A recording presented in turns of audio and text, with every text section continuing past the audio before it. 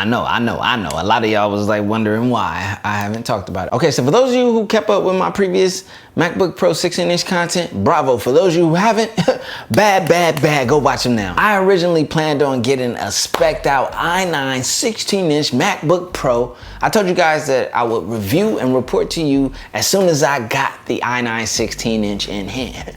Well, right there is my brand new MacBook Pro 16-inch, but I got something to tell you. Well, I had some time in between returning my Vega i9 15-inch and receiving the refund to really think about my necessities and how well the i7 actually performed in my test. I also was building out and pricing multiple i9 configurations for possible purchase. So you know what I mean? I'm putting this together, that together. I'm looking at that price go here and this price go there, and then I'm weighing things and I'm just thinking about what decision I should truly make. Also, for full transparency, I took a 15% hit on my return for my 15-inch Vega 20 model spec'd out big boy, MacBook Pro. So I'm already down over $300, all because of bad timing on my purchase.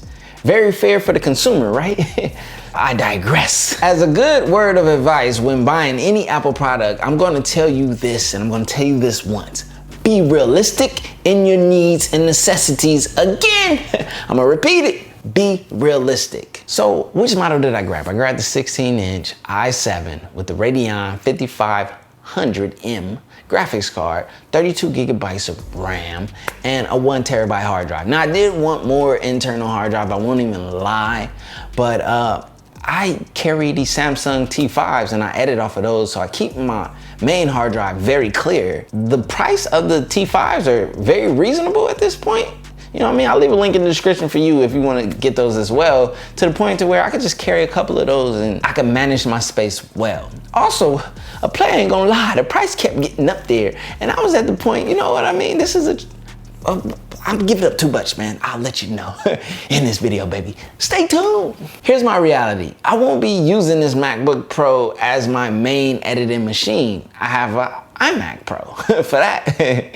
This will mainly be for travel and any mobile need. I probably won't be keeping this longer than a few years as well. And RAM is most important to me, as well as the internal storage. So those were the two things I mainly focused on, but there's also I use the Samsung T5 and I edit off of that. After looking at those factors, I came to the conclusion that a $3,378 spec'd out i7 machine would be just fine.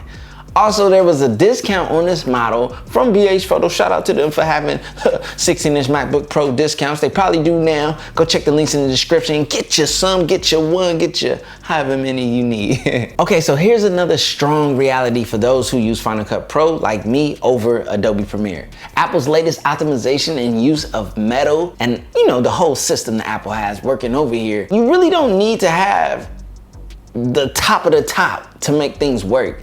And the only reason I didn't get a spec'd out 13-inch is because of the lack of a dedicated graphics card. And I'm sure that's due to size possibly, or I don't know, Apple, if y'all drop that 14-inch, give us a 14-inch with a dedicated graphics card. Whoo, problem solved. Also, Premiere Pro has been better optimized, finally, supposedly. You know what I mean? I haven't used it since the latest update, but it is supposed to be a lot better than what it was before, which is great because it's no secret that Final Cut Pro is the better choice to run on a Mac. I mean, come on, man. This is from someone who has been on Premiere Pro for years. And after switching to Final Cut Pro a while back, I haven't looked back, player. Funny thing is, I'm actually going to be releasing the documentation of the switch, which I recorded back when I did it, explaining my real-time experience. And I'm gonna have a lot of helpful tips for those of you who may be considering the jump from Premiere Pro to Final Cut Pro. Stay tuned. The only thing is it won't be uploaded on this here channel, not CJ Knows Tech. I will be uploading it on my dedicated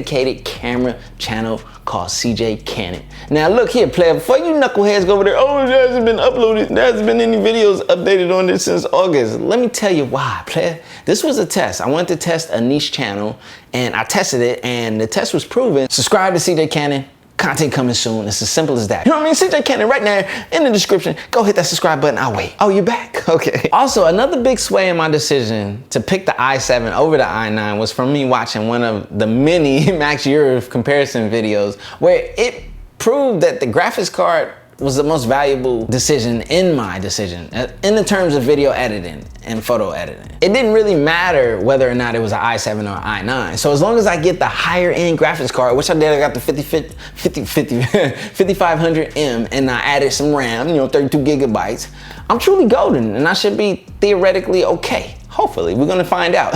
I'm testing a 4K 10-bit 422 project right now. Yeah, you heard all that. You heard what I said, right? Now, I'll be honest, there are some use cases where having more cores, which are found in the i9 chipset, will probably serve you better. But that's all determined on your workload. As for me, I'm pushing 4K 422 ProRes 10-bit with my brand new Atomos Ninja V, video coming soon. I got that paired with the Canon EOS R, and I cannot recommend this enough to all Canon EOS R video shooters. I'm not doing 8K RAW and all that, so I'm sure I can get by with this setup, and I'm gonna prove it by loading this heavy 10-bit 4K file into the system, and we're gonna see how it handles it. All right, this thing is finally done. I brought in a really big, a lot of files. This is a huge 10-bit 4K 422 project in the Final Cut Pro. So it took a long time to get this thing up in here. It is at 98%. We are almost at the fully rendered. So after a long, ever-awaited wait, we finally have the big 10-bit file in here. And this is on the i7 with the Radeon 5500. Look at that. Look at that. You're able to scrub the timeline with no problems at all. So you can see this thing is flawless. Looks beautiful. Can y'all see? All right, so basically what do I want to do now? I want to render this out. So we're gonna click over here, and I'm gonna render a H.264 file first. So this is gonna be a 9.8 gigabyte project. So let's see, we at 95%. Oh, bam. Oh, it's done. Oh, look at that. Boom.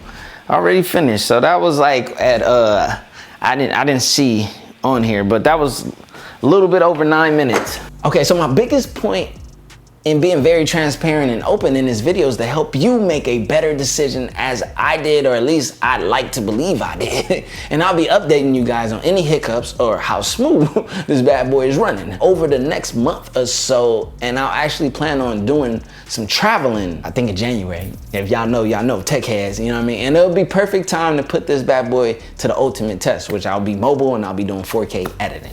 10-bit, all that good stuff. Sometimes we want the biggest and baddest, loudest machine, but take a step back and look at the full picture and see if you're being a spec hoarder or a technology snob, in order to justify your decision. My name is CJ. This is CJ Knows Tech, where I know tech so you don't have to. Smash that like button, subscribe button, and check that bell, player. Leave in the comments below anything you want me to test or anything you want to know about this machine. And I just might make my next video about it. Watch my test between the i7 16-inch base model versus the spec'd out 15-inch Vega 20, or my unboxing and initial test and all that good stuff. I got videos on the 16-inch, go watch them all. And watch the next video, baby. All right, real quick, here's a sneak peek. This is a 15-inch i9 spec'd out bad boy versus a 16-inch base model. And as you can see, the rendering is neck to neck. That is nuts. I literally can't believe this. This is my i9 Vega 20, 30%, and this is the base model 16-inch. All right. I got news, and it's bad news. 15-inch MacBook Pro users, you're gonna wanna sit down for this. I got bad news, but it's not bad news for the new 16-inch MacBook Pro users and soon-to-be owners. I gotta just keep it a buck, man. But if you have a 15-inch, even if you have them maxed out with the Vega, I had the Vega 20 and the i9. So I did a performance test between last year's 15-inch MacBook Pro Vega 20 i9 up against a base model i7 16-inch. And I did that just to see if it could justify helping someone out there save money. Like the amount spent on the 15-inch spec'd out in comparison to the amount spent on this 16-inch with the i7 with this new graphics card, which is, might I add, really, really good. It's kind of unfair. So if you're like me, someone who just recently purchased the 15-inch, which I did within a week ago, and the new 16-inch came out and you feeling salty, you should every bit much feel as salty as salty as can be, because I got something to show you, especially for the creators that are out there doing video production. Okay, so what did I do? I grabbed a 4K project and a 1080p project, put it on this Samsung T5, which is a hard drive that I highly recommend